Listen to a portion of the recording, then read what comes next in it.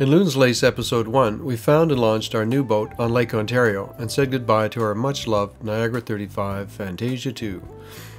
We spent our first season getting to know Loon's Lace by doing some easy day sailing in our home waters of Lake Ontario, making one extended cruise to the Thousand Islands. After a fun summer, we hauled out in late September and moved the boat into the shop at our local yacht builders. The idea being to sort out issues we had found during our summer sailing and prepare Loon for extended cruising. We needed to modify the propane storage system to include two 20-pound tanks, add lee cloths for overnight sailing, install a second head sail and furler for easier sail handling, add a new anchor and more chain that would keep us secure and safe, build new battery boxes, and the bimini complete with solar panels. The to-do list was quite extensive, and as the months ticked by, things got done and crossed off, and new items were added. By the time spring rolled around, we were still up to our armpits in to-do items, but most of the big ticket projects were done. In late June 2019, we launched and motored the few miles back to our homeport of Cobourg. Only the new cutter stay, furler, and headsail were left of the major to-do things. And of course, all the things we'd done still needed to be tested while underway in various conditions. Our upcoming summer cruise in this 2019 season would take us down the St Lawrence and then along Newfoundland's south coast, closing the circumnavigation of Newfoundland we'd begun in 2013.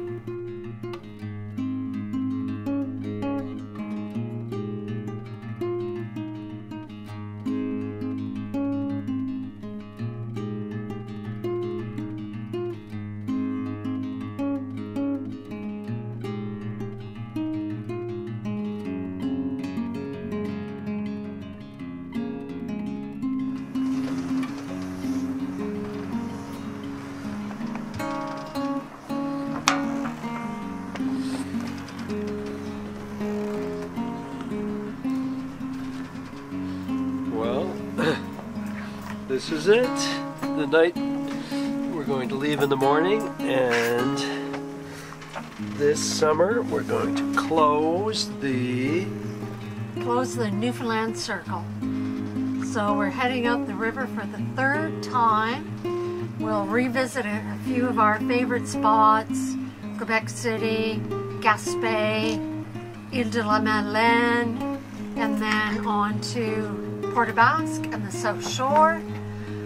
Saint-Pierre-Miquelon, so we'll be going to France, and then up to St. John's, back across the big bays, back to Notre Dame Bay and Lewisport, where Loon will overwinter, and then we'll return, and the plan is to go to Europe. Yep, in 2020. So we got a beautiful, looks like we're going to have a great southwesterly. It's a little northwesterly right now, but it's cleared all the humidity and heat out of the air. And we should have a great sail out the outside to Wapoos tomorrow. Yeah, we got a nice 40-50 mile run. First sail of the season.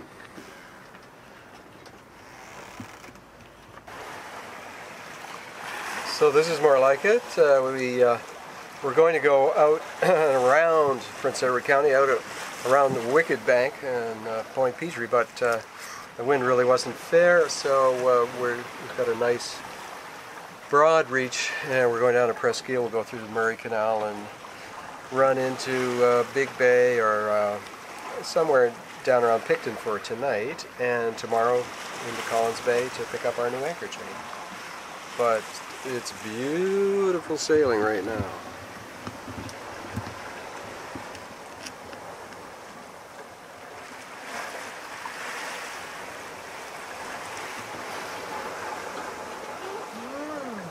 It's gorgeous. The sun on the water, and it's so beautiful. Yeah. Coming through the sail. Finally a bit of blue sky. Yeah, it's looking good.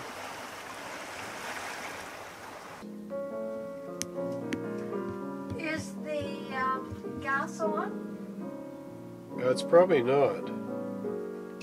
It certainly isn't. No, I shut it off this morning. I'll put it on.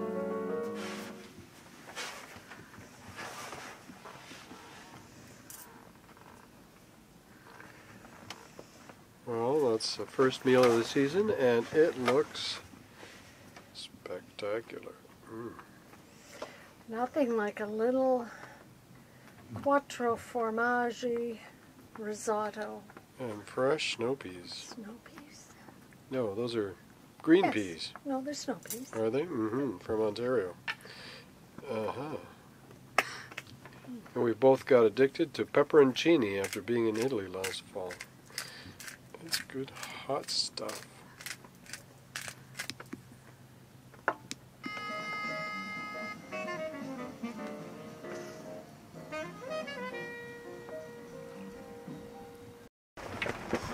Well, this is fun, our second day out sailing, and we've got the cutter stay, just 9.6 knots true wind with a full main, and this tiny little number 4 jib on our cutter stay. It's nice, it's easy to tack. What we've just discovered, the Solent rig. With the jib on the forestay, you have to furl it every time you want to tack. And wow, it's exhausting, so, but this is going great. Yeah, the Solent stay is quite different to the cutter stay. Yes. The slot's just a little bit too small. Too small, yeah. Oh well.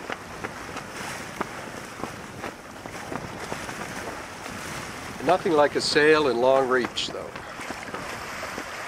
Lake Ontario's finest.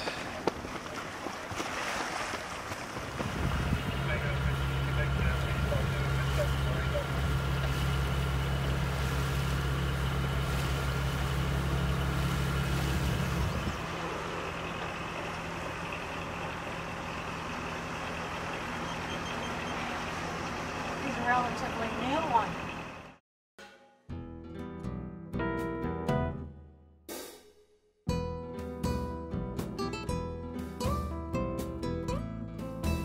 There we go, last lock on the Seaway. We're free of the Great Lakes, bound for Atlantic Canada. St Lambert, and we're downtown Montreal. It is just cooking hot here. Yep, it's difficult. There's a lot of unknown and whatnot in making the trip, but I find this stretch Well, there's no sailing, it's just motorboating. just motoring. Yeah. We made our way east under the St Lawrence Seaway's many lift bridges and through its 7 locks, from Iroquois, Ontario to downtown Montreal, Quebec, in hot and blustery conditions. Anchored to the shoulder of the St Lawrence, just east of Montreal, we reflected on our journey so far and planned our way downriver. We'd stop at Sorel, Quebec City, Cobourg, Tadoussac, Bic, Rimouski, and Matane, all familiar harbors from previous trips, and the summer weather promised to be fine. We had a marvelous day sail from Saint-Anne-de-Mont to Rivière-au-Renard. With a strong westerly and the river's current behind us, we made nearly 100 miles, from daylight to dusk, anchoring behind Fox River's breakwater just as the sun set.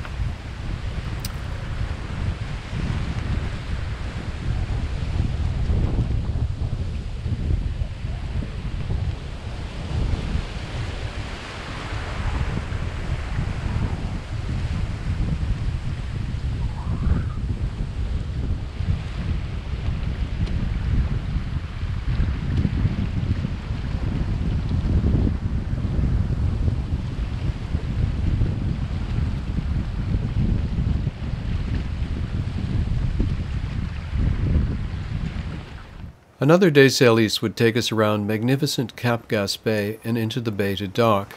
We'd spent several seasons sailing and overwintering here on our previous boat, and it would be fun to be back. Their World Music Festival, Festival Musique de Bout-de-Monde, was just about to begin. We'd have front row seats to the many venues, just a short walk across the York River Bridge.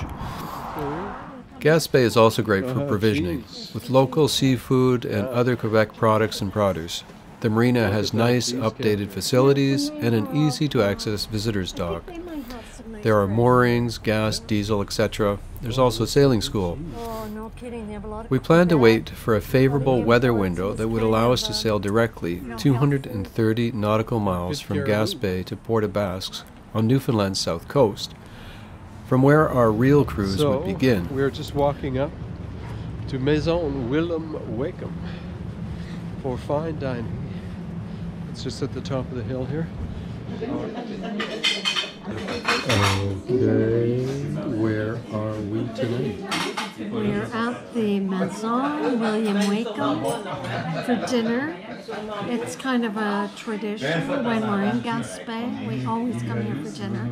And luckily, one of the specials on the table d'hôte tonight is bouillabaisse. So we're starting out, I'm having gravlax, Mike's having a salad, and then we're going to have a bouillabaisse. Mm-hmm. Très bien. Parfait. Is that bouillabaisse or is that bouillabaisse? Kidding. It is bouillabaisse beyond. I'll fly in. Well, it's a long trip to Newfoundland and we're going to get our nourishment now before we go. It looks good, huh? Oh my goodness. Mm-hmm.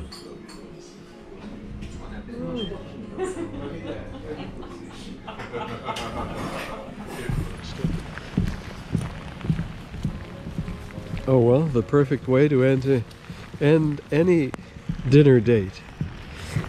A walk in the rain.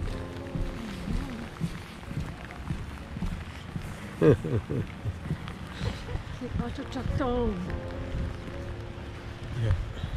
So, poissonnerie. That's it there. Yeah, it's still there. Well, tomorrow. À demain.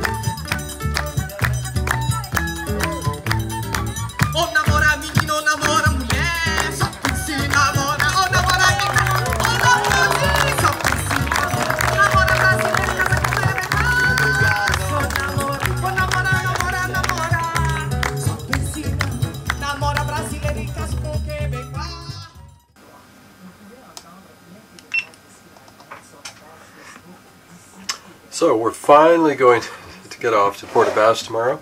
We think the weather is looking very good.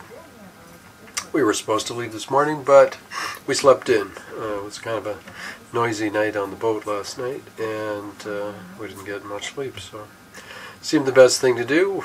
We got a few chores done. We're just anchored out at the Gaspe Spit, and I'm looking at our Predict Wind program here.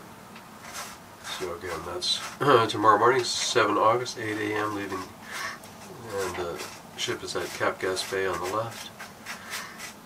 There's noon, 4 o'clock, 7, 8 o'clock, it's getting a little windy, 10 o'clock, the wind is kind of behind us, 2 a.m., 3 a.m., and there the boat is in by noon, 1 o'clock, 2 o'clock, something like that, to Port Aux Basques on the right. It's going to be nice and fair. It looks like we're just coming up to a waypoint here, and then we're going to head up a little bit, so that'll... Yeah, we turned slightly to port, not much. We went to leave in perfect calm and sunny conditions the following day, motoring out about 7 or 8 miles near Cap Gaspe, to pick up a nice south wind as it began filling in. But our worst fears about our new furling main were about to come true. It got stuck half in and half out. We'd never encountered this problem before, only some minor glitches. We didn't know what to do. We decided to motor back into the bay to anchor, then release the main outhaul and work to lasso the by then wildly flogging sail by tying it around the mast. We wouldn't be crossing the Gulf de Madeleine to Cabot Strait and sailing into Port aux Basques today. Instead, it was back to the marina to unsnarl the main.